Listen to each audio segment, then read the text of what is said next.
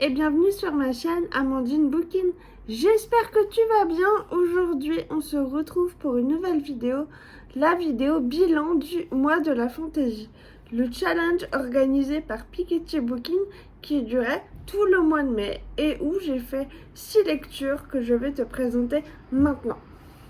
Ma première lecture de ce challenge, il s'agit du tome 2 de la trilogie L'Ascension de Camelot, donc la trahison de Camelot, par Kiersten White aux éditions de Saxus. Dans ce second tome, Arthur a étendu son influence sur le royaume avec Guenièvre à ses côtés. Guenièvre, elle, se pose énormément de questions sur le fait d'être reine, elle ne sait pas trop ce qu'elle doit faire et du coup elle se pose également énormément de questions sur un passé dont elle ne se rappelle strictement rien. De plus, une nouvelle menace va arriver et Guenièvre va devoir l'affronter et il s'agit de la petite sœur de la véritable Guenièvre. J'ai beaucoup apprécié ce second tome, c'est vraiment même un coup de cœur pour moi. J'ai beaucoup aimé l'évolution de Guenièvre. Alors, je trouve quand même que ce tome souffre de sa place de second tome. C'est jamais évident après un premier tome où on a eu beaucoup de révélations, beaucoup de choses mises en place. Et on sait souvent des tomes 2 un petit peu plus lents dans les sagas. Et là, c'est un petit peu le cas, puisque le récit est un petit peu inégal. Il oscille entre les réflexions psychologiques des personnages, et notamment Guenièvre, et énormément de scènes d'action. Pourtant, l'évolution de Guenièvre est assez intéressante, puisque c'est un personnage, pour moi, qui va montrer du coup un peu plus d'humanité. Elle va être un peu moins inflexible et beaucoup plus humaine. C'est quand même une reine, elle reste maîtresse de son destin et de sa prestance. Voilà, je trouve que du coup Kiersten White, elle a quand même créé un univers autour des légendes arthuriennes qui est très très riche. Il y a beaucoup de personnages, des anciens qu'on retrouve du tome 1 qu'on retrouve dans le tome 2 et d'autres du coup qui arrivent dans le tome 2 et qui vont possiblement être là sur le tome 3. Du coup, j'aurais bien voulu un petit lexique à la fin pour pouvoir rattacher un petit peu tous les personnages avec leur filiation.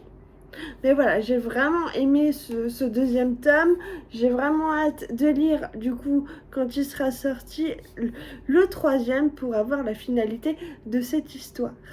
Pour ma seconde lecture, il s'agit du manga Aria The Masterpiece, tome 1 de Kozue Amano. Dans ce tome 1, nous sommes au 24e siècle et la planète Mars a été terraformée sur le modèle de Venise. On y rencontre Akari, une jeune terrienne qui est venue réaliser son apprentissage d'ondine au sein de la société Aria, dont le patron est géré par un chat doué d'intelligence humaine. C'est un immense coup de cœur, c'est un petit bijou, je l'aime presque autant que Minuscule. On est sur quelque chose de très beau, de très contemplatif. Autant les dessins que l'histoire, tout est superbe. Alors, il n'y a pas vraiment d'intrigue, c'est vraiment... On se laisse porter au fil de l'eau, c'est le cas de le dire. Où en fait, on prend plaisir à voir Akari évoluer très positivement au sein de l'entreprise. J'ai beaucoup aimé les personnages secondaires qui interviennent, qui encouragent Akari dans son apprentissage.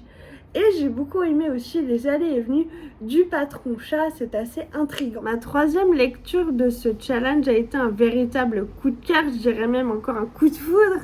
Il s'agit de L'Envol du Phénix, tome 1, Sœur de sang, de Nikki Paopreto aux éditions Lumen. Alors je ne l'ai pas sous la main puisque je l'ai prêté à mon amie Christelle alias Tagada il y a quelques jours. Coucou Tagada au passage. Donc voici le tome 2. Juste pour que tu puisses voir à quoi ça ressemble et les couvertures et l'envergure de la bricasse, parce que le tome 1 est de la même envergure. Et j'en profite aussi pour faire un petit coucou à ma copine Marion de la chaîne Butcher Books qui vient de se lancer sur YouTube. Ce qu'elle fait, c'est plutôt pas mal, donc je t'invite à aller voir sa chaîne puisqu'elle voulait mon avis sur ma lecture, donc le voici. Coucou Marion. Donc, dans le tome 1, nous rencontrons Val et Véronica, deux sœurs. Val a quand même une grosse influence sur sa sœur, et toutes les deux sont à la recherche d'œufs de phénix, car les phénix et les dresseurs ont plus ou moins disparu. Donc toutes les deux ont un œuf en leur possession et essayent de le faire éclore. Évidemment, celui qui va éclore, c'est celui de la petite sœur Véronica. Val est assez jalouse de ça, elle ira même jusqu'à s'en prendre à l'oiseau de Véronica en l'empoisonnant. De colère, Véronica va s'enfuir, va découvrir le repère des dresseurs de phénix, mais le souci, c'est qu'ils n'entraînent pas les femmes. Du coup, Véronica va se transformer en garçon, se travestir et se faire appeler Nick, va réussir à se faire embaucher pour travailler aux écuries, car c'est une animage, elle a la capacité de parler de façon télépathique aux animaux, et c'est de cette façon que les dresseurs communiquent avec leurs phénix. Évidemment, il va arriver tout un tas de péripéties. Véronica va rencontrer Tristan, avec qui elle va se lier d'amitié. Tristan n'est autre que le fils du capitaine de la brigade des dresseurs de phénix, et tous les deux vont affronter une bataille. J'en dis pas plus car l'univers est vraiment très très riche et j'ai pas envie de te spoiler l'histoire, mais voilà, l'univers que l'autrice a mis en place dès le tome 1, moi, m'a complètement happée. Je suis tombée amoureuse. Véronica, c'est clairement une héroïne qu'on aimerait avoir dans les romans. Alors, elle est victime, évidemment, de l'influence de sa sœur, mais jamais elle se pose en victime. Véronica, elle a une évolution forte. Alors, elle n'est pas surhumaine, hein. L'évolution, elle est progressive, mais elle devient de plus en plus forte. Et ça, c'est vraiment chouette d'avoir des personnages féminins comme ça aussi forts. Du coup, voilà, j'ai le tome 2 là dans ma palle, dans la bibliothèque. Franchement, j'ai super envie de le lire et j'ai vraiment envie de connaître les tenants et les aboutissants, même sur le 3e tome, parce que c'est vraiment un immense coup de cœur. Ma 4e lecture de ce challenge est un petit roman, alors petit mais diablement efficace. Il s'agit de Alter Ecos, tome 1, L'Ange Noir de Florence, par Jérémy Angelo. On plonge au cœur de la Renaissance italienne au XVe siècle, à Florence. Donc on va rencontrer des grands noms qu'on connaît tous, hein, Léonard de Vinci, Lucrèce Borgia, Ludovic Sforza. Tous ces noms-là, on les connaît. Mais est-ce que toutes ces personnes sont vraiment ce qu'elles semblent être ? Voilà, et on va rencontrer en même temps Nicolas, un jeune homme qui est assoiffé de vengeance et de meurtre. Sauf qu'en fait, les choix que Nicolas va faire vont l'emmener à se souvenir dans une vie antérieure de son premier amour. Et il va devoir la sauver. Et donc comme ça, Nicolas va pouvoir, avec l'aide de Léonard de Vinci, pouvoir remonter dans le temps et accomplir la mission qu'il doit accomplir.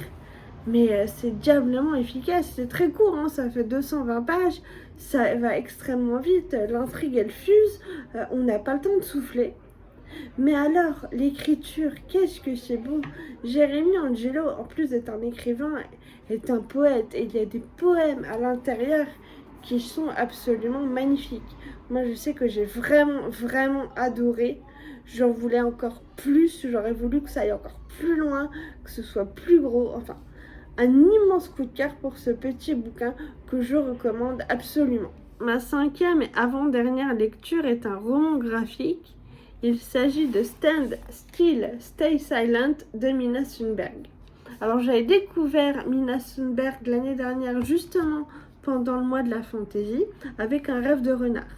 Là, ça a été véritablement un coup de cœur. Donc on est dans un monde post-apocalyptique 90 ans après une grande maladie qui a décimé en fait une grande partie de la population. Et une équipe de chercheurs est envoyée, donc en fait pour voir comment est le monde d'après, parce que des trolls et autres créatures magiques ont repris leur place dans cet univers. Et donc en fait, l'histoire commence avec un prologue où on voit pendant 90 ans ce qui s'est passé, la maladie, les confinements. Et du coup, l'histoire commence vraiment sur la partie 1 où on va découvrir les protagonistes qu'on suit. Alors, chacun, malgré la motivation financière, a ses propres motivations à se lancer dans l'aventure. Mais c'est vraiment un univers qui m'a énormément plu. C'est fouillé, c'est très complexe. Il y a quand même des doubles pages d'explications par moment où on aura des cartes, des arbres généalogiques, même quelque chose en rapport avec les chats. Si tu es comme moi un amoureux des félins, je vais pas t'en dire plus, mais voilà, tu seras ravi de retrouver des félins au cœur de l'histoire. Vraiment, j'ai hâte de lire la suite parce que c'est vraiment beau. Je vais te montrer à l'intérieur. La colorisation, elle est vraiment superbe. J'ai vraiment hâte de lire la suite. Ma 6e et dernière lecture de ce challenge Mois de la Fantaisie est une BD jeunesse. Il s'agit de Pilou des Bois de Meikei Nguyen aux éditions Kinaye. J'aime beaucoup les éditions Kinaye, ils font vraiment de très jolies choses.